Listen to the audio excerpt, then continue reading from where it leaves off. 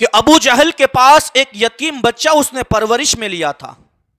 اور حضور کے آنے سے پہلے، میرے مصطفیٰ کی ولادت سے پہلے، یتیموں کا دنیا میں کوئی سہارا نہیں تھا۔ یتیموں کے مال کو دنیا والے کھا لیتے تھے،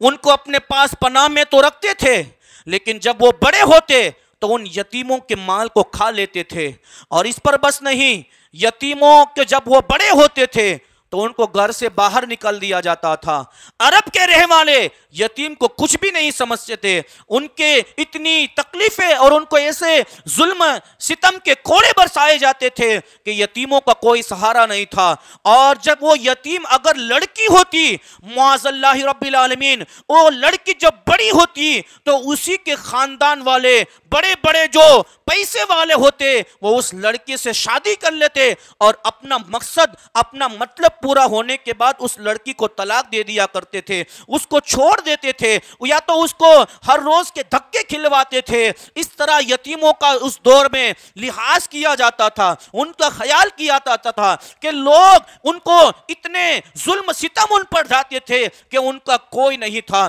نہ ان کا کھانا دینے والا، نہ ان کی زندگی کا خرچہ دینے والا۔ وہ یتیم بچے جائے تو جائے کہاں، وہ رہے تو رہے کہاں، اور وہ کس سے اپنی دل کی بات کہے۔ اس طرح ان پر زیادتی کی جاتی تھی، اس طرح ان کا خیال کیا جاتا تھا۔ آج ہمارے دور میں بھی یتیم بچے ہوتے ہیں، ہمارا دل اگرچہ بہت زیادہ سخت بھی بن جائے لیکن ہم اتنا تو چاہیں گے کہ اس یتیم بچے کا کچھ لحاظ کیا جائے۔ وہ باپ بغیر کا بیٹا ہے، تو اس زمانے کے اندر جس کا باپ نہیں ہوتا تھا اس کے مال کو، اس کے پورے مال کو کھایا کیا کرتے تھے لوگ، اس کی جائیداد کو ہڑپ لیا کرتے تھے، اس کے مال و دولت کو لے لیا کرتے تھے۔ اب اس زمانے کے اندر یتیموں کا کوئی سہارا نہیں تھا، یتیموں کو کوئی پالن ہار نہیں تھا، یتیموں کی دیکھ ریکھ کرنے کے لیے کوئی ایسا بندہ نہیں تھا جو ان یتیموں کا سہارا بن سکے۔ زمانے والے دیکھ رہے تھے کہ آخر ان یتیموں کا کیا ہوگا، ان یتیم بچیوں کا کیا ہوگا، ان کا خیال کون رکھے گا۔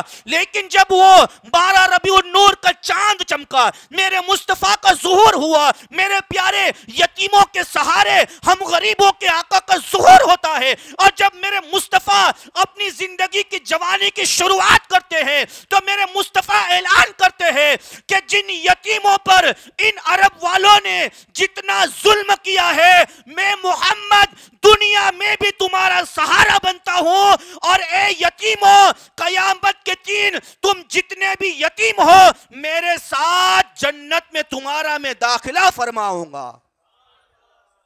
میں تمہارا حامی و ناصر ہوں،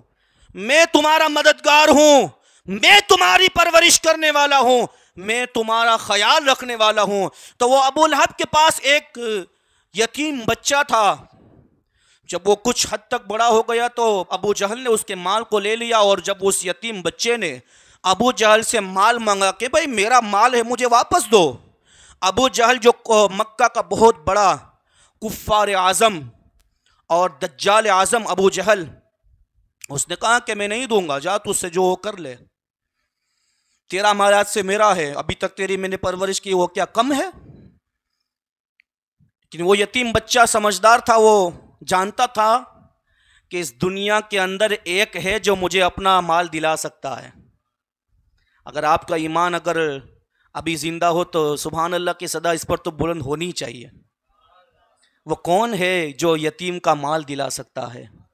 وہ کون ہے جو بے سہاروں کا سہارا بن سکتا ہے؟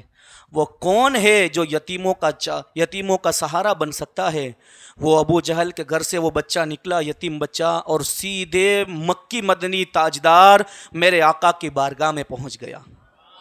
مکہ میں بہت سارے لوگ تھے رہنے والے، بڑے بڑے لوگ تھے، مالدار، لیکن وہ بچہ ابو جہل کے گھر سے نکل کے میرے مصطفیٰ کے دربار میں پہنچا، اور جا کر کے عریضہ پیش کیا، اے محمد عربی صلی اللہ علیہ وسلم، آپ اگر رسول ہیں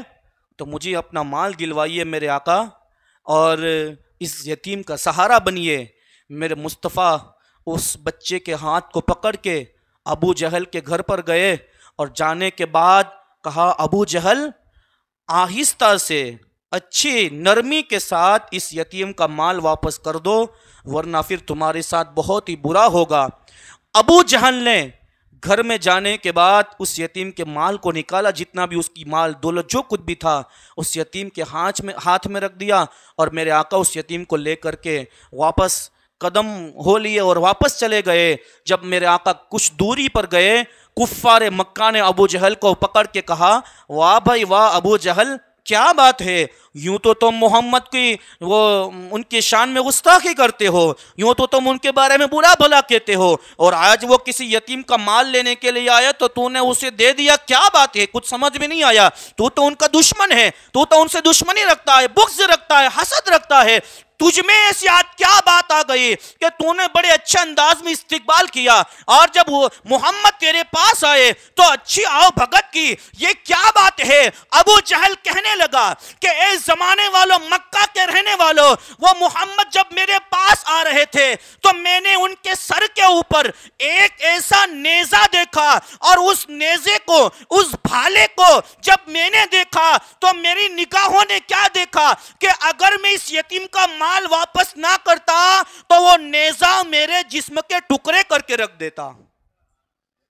مجھے یقین تھا کہ نہیں دوں گا تو یہ نیزہ آج مجھے ختم کر دے گا، تو مجھے اپنی جان پیاری تھی، میرے گھر میں گیا اور مال پورا اسے دے دیا، اور وہ واپس چلے گئے۔ کیا پتا چلا کہ میرے مصطفیٰ صلی اللہ تعالی علیہ وسلم جب اپنے جود و کرم پر آتے ہیں تو پھر کفار مکہ سے بھی یتیموں کی خیر خواہی کرا لیتے ہیں،